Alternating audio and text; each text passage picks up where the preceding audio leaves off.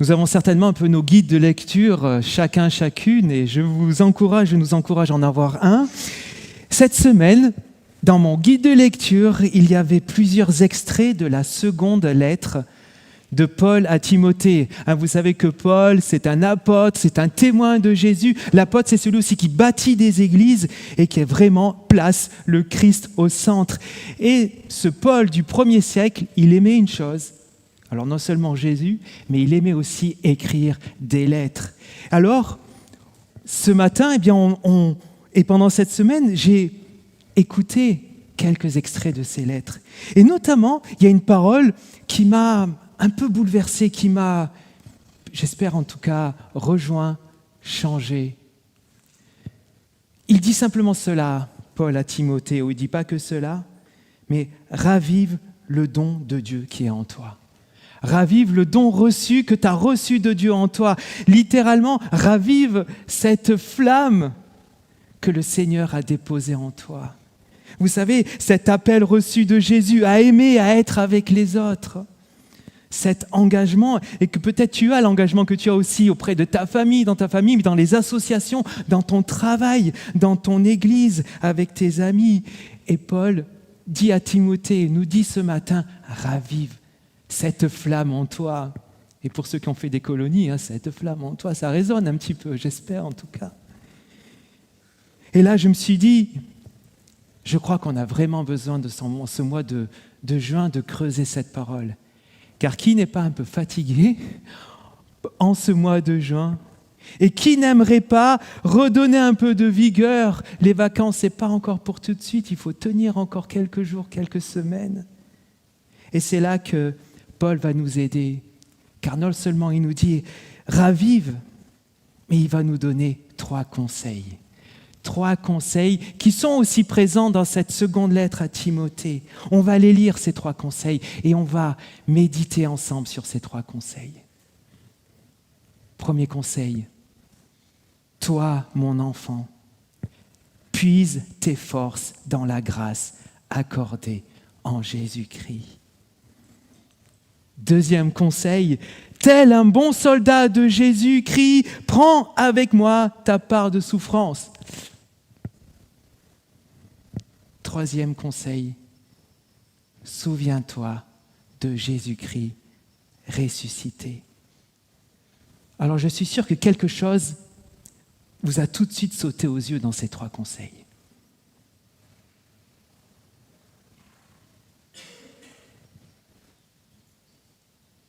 On l'a quand même pas mal chanté ce matin. Mais Jésus est là à chaque fois. Puise tes forces en Jésus-Christ, tel un bon soldat de Jésus-Christ. Souviens-toi de Jésus-Christ. Et on comprend tout de suite, si on veut accueillir cette parole ravive, il faut tout de suite penser à Jésus. Oui, nous allons être ravivés en Christ. Et ça, c'est fondamental. C'est notre fondement, c'est notre accueil de cette parole qui est primordial. C'est en Christ que nous allons pouvoir accueillir ces 3 conseils. Alors, on revient sur les premiers conseils. Puise tes forces dans la grâce accordée en Jésus-Christ. Et tout de suite, en tout cas moi, quand j'ai relu cela, non seulement il y avait Jésus-Christ, mais tout de suite, j'ai remarqué ce mot de grâce.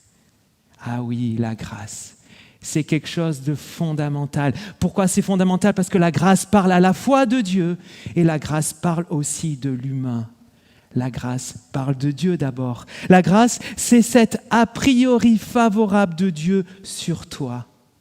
Pas que sur toi, mais aussi sur l'ensemble de l'humanité. Un a priori favorable, non pas par ignorance de l'humain, mais Dieu a un a priori favorable en Jésus parce qu'il nous connaît très, très bien. Alors cela peut paraître un peu effrayant que Dieu nous connaisse si bien. C'est effrayant si Dieu était un tyran. Dieu n'est pas un tyran. Et ça, c'est une bonne nouvelle. Dieu n'est pas une espèce d'IA qui veut tenter de tout nous contrôler. Dieu, c'est autre chose. Dieu lui-même nous aime profondément et librement. C'est cela la grâce de Dieu. C'est signe de son amour libre et profond. Et or, cet amour, qu'a-t-il fait? Il a envoyé Jésus, son Fils, vers nous. C'est fondamental de ne pas l'oublier. Nous verrons ça tout à l'heure. Ce Jésus, il est cette révélation de la grâce de Dieu. Et que fait-il, ce Jésus? Nous l'avons chanté ce matin. Il vient vers toi, amicalement. Et avec ton accord, il te prend la main. Et il t'accompagne vers le Père.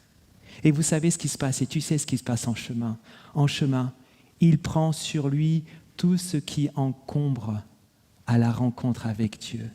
Et il y a beaucoup de choses qui encombrent notre rencontre avec Dieu. Vous savez ce que c'est? C'est toutes les fausses images que nous avons de Dieu. Toutes les fausses théories que nous avons sur lui. Et tout aussi les fausses images que nous avons les uns des autres et de nous-mêmes. Eh bien cela, Jésus le prend sur lui. Et grâce à Jésus, désencombré de toutes ces images et de toutes ces mauvaises constructions, nous pouvons rencontrer Dieu et découvrir tel qu'il est vraiment. Un Dieu de grâce, un Dieu d'amour, un Dieu de paix et de don. La grâce est un discours sur Dieu. Mais la grâce est aussi un discours sur l'humain. En Jésus, nous sommes accueillis à bras ouverts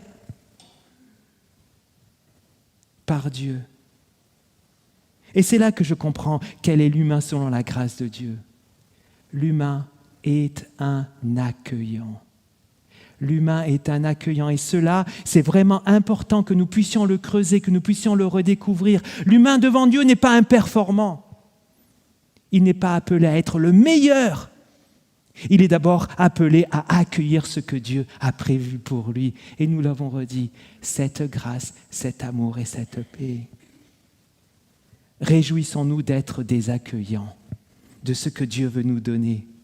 Pourquoi? Parce que ainsi, devant Dieu et avec Jésus, je peux être avec Dieu comme un ami parle à un ami. Ça, c'est fondamental. Et ça, c'est la grâce de Dieu. La grâce, c'est cette place du croyant devant Dieu, une place où tu es désencombré de toutes ces fausses images, où tu es apaisé parce que tu n'as rien à prouver, tu as simplement à être aimé et à te laisser aimer. Et c'est pour ça que je comprends quand Paul dit « puise ». Parce que cette position d'être en grâce devant Dieu, eh bien c'est très reposant. Et nous qui, au mois de juin, cherchions un peu un second souffle, Paul va dire « puise », c'est-à-dire « replace-toi ». Retourne à cette source qu'est Dieu. Prends le temps d'accueillir la parole de Dieu qui révèle sa grâce. Prends le temps d'accueillir cette parole de grâce. Est-ce que tu veux écouter une parole de grâce ce matin? Alors normalement, on est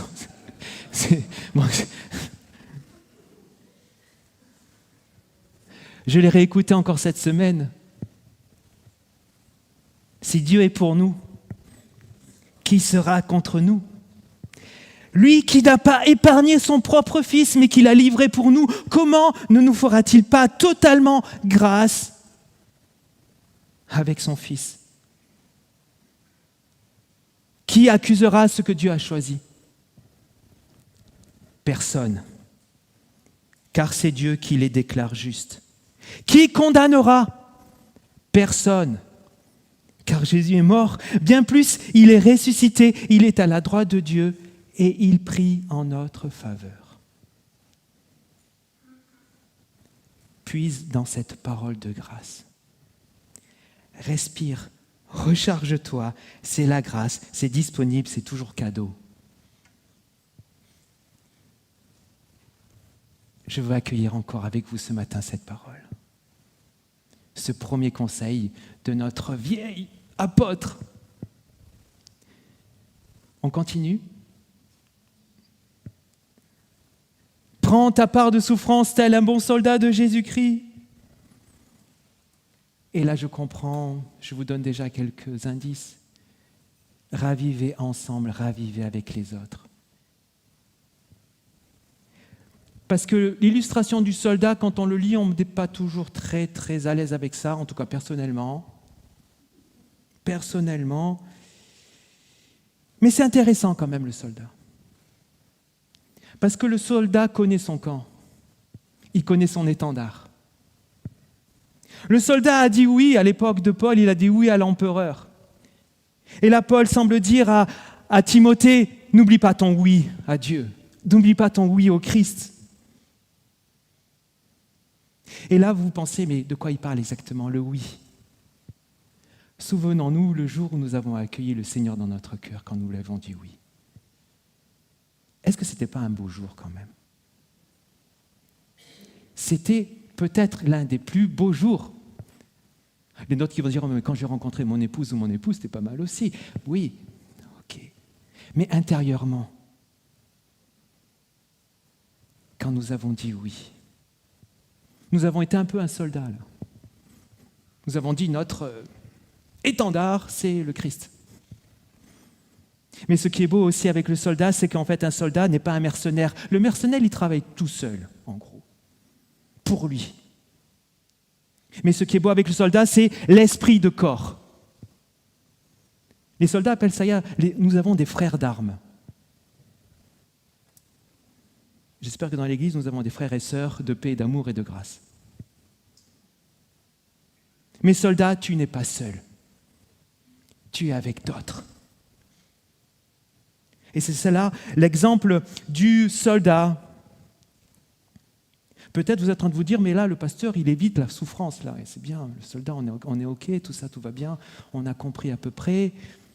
Mais la souffrance. Nous pouvons d'abord répondre évidemment que nous vivons dans un monde, et les chrétiens, comme les non-croyants, ne sont pas épargnés par la souffrance. Mais Paul, ici, sous-entend autre chose. Et d'ailleurs, si vous lisez, je vous invite vraiment à lire cette seconde épître, il donne d'autres exemples aussi, d'autres illustrations. Il parle de l'agriculteur. Il parle aussi de l'athlète. Le soldat, l'agriculteur et l'athlète sont des métiers avec des attitudes très particulières. Il faut être patient. Eh oui. Il faut être persévérant. Et quelle que soit la saison, qu'il fasse beau ou qu'il pleuve, eh bien, on peut être dehors. Qui n'a pas fait un match de rugby sous la pluie? Il y a quelques rugbyman quand même.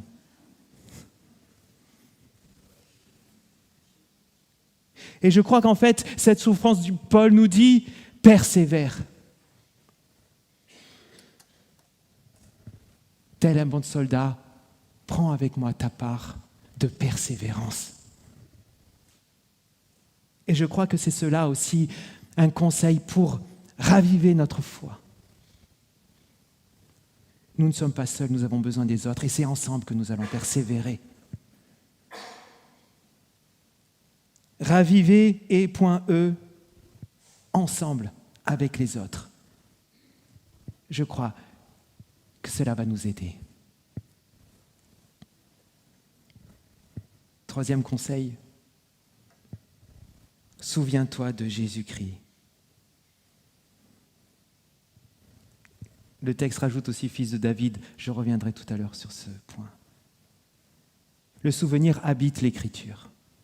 Le souvenir habite l'Écriture. Et le souvenir est vraiment fondamental dès la première partie de la Bible, et cela se perçoit dans l'histoire du peuple. Souviens-toi, tu étais esclave en Égypte, mais Dieu t'a libéré. Souviens-toi à tel point de cela que tu vas le transmettre à d'autres. Parle-en à tes enfants, parle-en à quiconque que tu croises. Souviens-toi, tu étais un étranger, mais Dieu t'a donné un pays. Souviens-toi, tu étais le plus petit d'entre les peuples, mais Dieu t'a aimé. Vous voyez, le souvenir habite la première partie de la Bible. Elle habite aussi, d'une façon implicite, les actes dans le Nouveau Testament. Souviens-toi, Jésus le crucifié et ressuscité. Souviens-toi, personne ne s'y attendait, même pas les disciples. Souviens-toi, il avait pourtant annoncé à ses disciples, voici Le troisième jour, 3 jours après, je ressusciterai.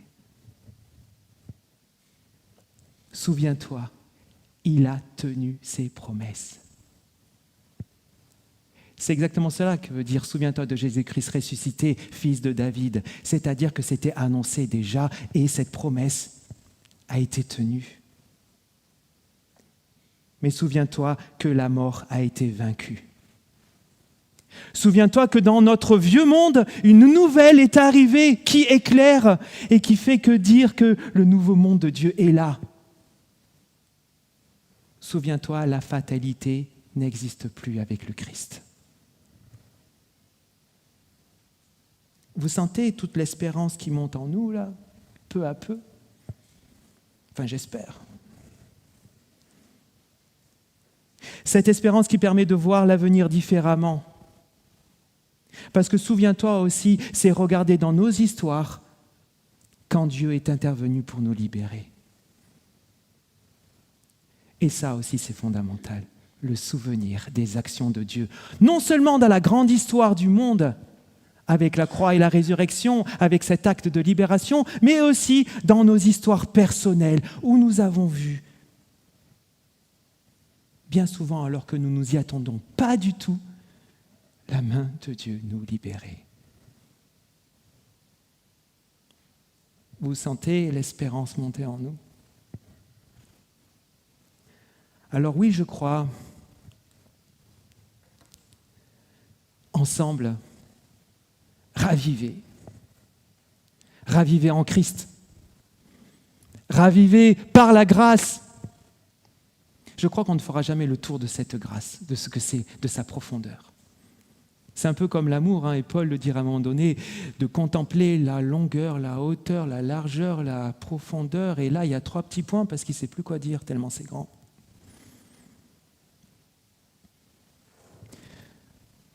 Raviver avec les autres, tous ensemble, l'équipe. Je dis ça parce que bien souvent, dans les prédications, je parle de l'équipe en parlant de l'Église.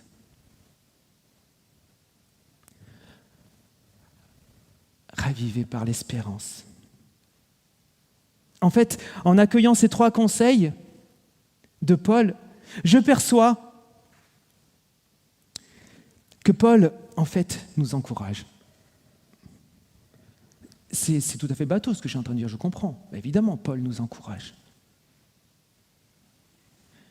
Mais encourager, c'est aussi prendre soin. Et je trouve ça très très beau. Et ce que fait Paul, c'est qu'il prend soin de nous rappeler qu'il y a une place où ces 3 conseils sont réunis. Et je l'ai déjà dit, mais j'aime à le répéter encore. Il y a une place qui est fondamentale. Cette place, c'est devant Dieu. Parce que cette place nous ressource, elle nous nourrit. Parce que cette place, en fait, elle nous rappelle qui nous sommes. Nous ne sommes pas que, par exemple, papa et maman obligés d'aller faire les courses pour aller chercher du Nutella parce qu'on l'a oublié et que nos ados, ils sont fous de Nutella. Pardon, les ados. C'est du vécu. On vous aime.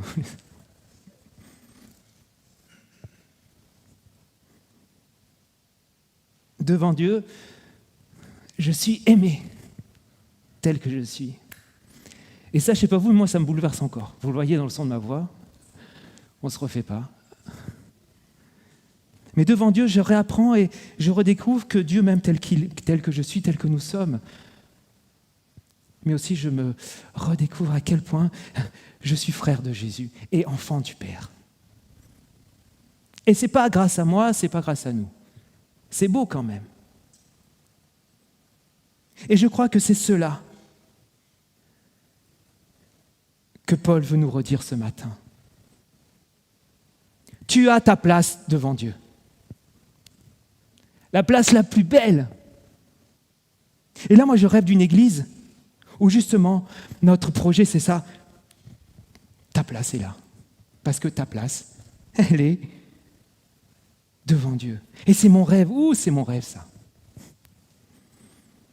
Que quiconque entre ici puisse dire, ici avec Jésus, je suis accueilli. tel que je suis. Et ici, avec Jésus, j'ai une place, j'ai ma place. Je crois que c'est cela que nous dit Paul à travers ces 3 conseils. Et ça, c'est mon rêve. Que tu puisses dire ce matin et pendant cette semaine, en réfléchissant peut-être, j'ai ma place devant Dieu. Et cela tel que tu es.